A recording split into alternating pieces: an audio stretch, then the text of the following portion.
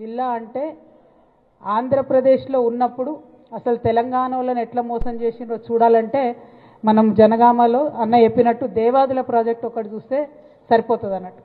ఆనాడు కేసీఆర్ గారు 2001లో జెండా ఎత్తంగానే ఆగ మేఘాల మీద హెలికాప్టర్ వేసుకొని చంద్రబాబు నాయుడు గారు వచ్చి ఇక్కడ పునాదిరా వేసి ఆయన వెళ్ళిపోయాడు.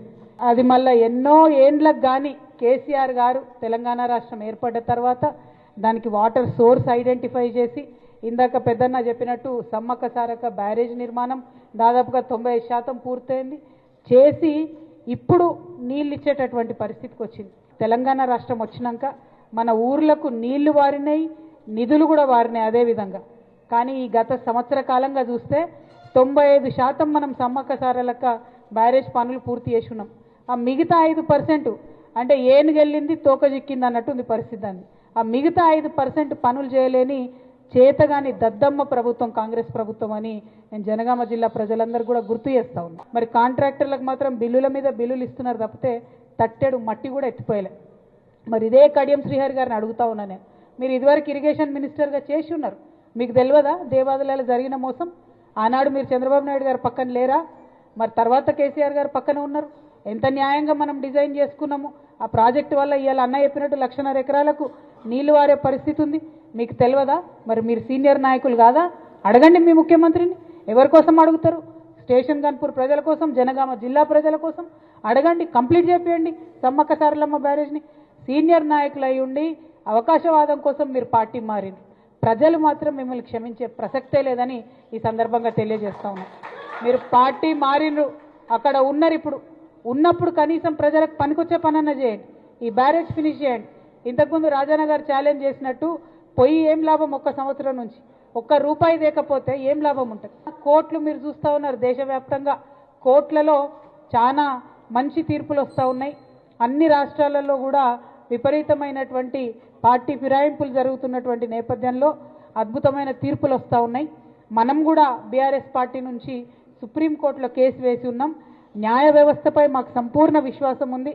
తప్పకుండా బీఆర్ఎస్కి అనుకూలంగా తీర్పు వస్తుంది. ఎందుకంటే ప్రజాపక్షాన ఉన్నటువంటి పార్టీ బీఆర్ఎస్ పార్టీ నుండి కడియం శ్రీహరి గారిని ఎన్నుకున్నారు కాబట్టి ఖచ్చితంగా పార్టీ ఫిరాయించినటువంటి వారికి వ్యతిరేకంగా తీర్పు వస్తుంది. తద్వారా ఇక్కడ ఉప ఎన్నిక వస్తుంది అనేటటువంటి సంపూర్ణ విశ్వాసం నాకు ఉన్నది.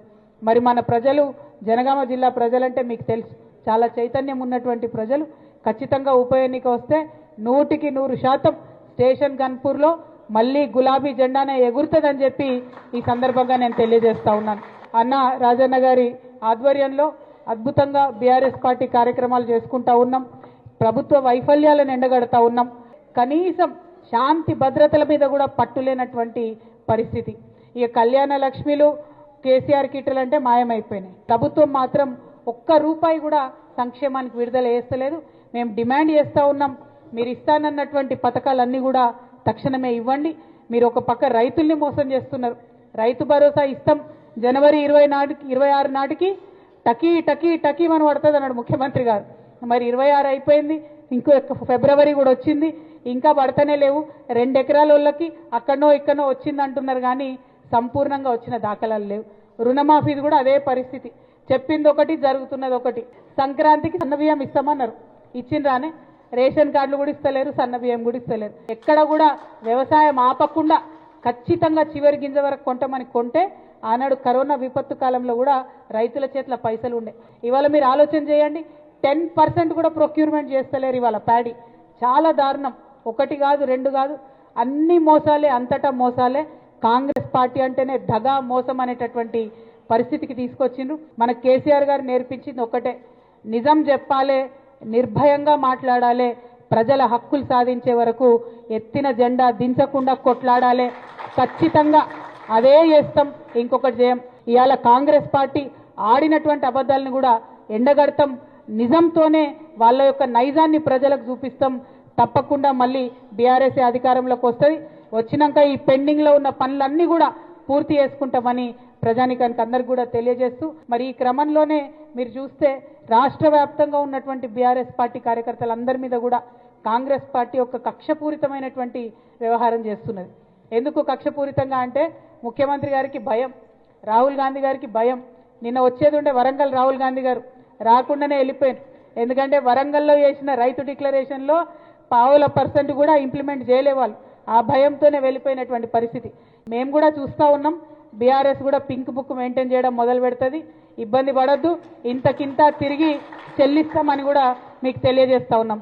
మీ రాహుల్ గాంధీ ఏమో పాకెట్లో రాజ్యాంగం పట్టుకొని తిరుగుతాడు. ఇక్కడ రేవంత్ రెడ్డి గారేమో రాజ్యాంగాన్ని కాలరాసి అక్రమ కేసులు పెట్టుకుంటూ తిరుగుతాడు.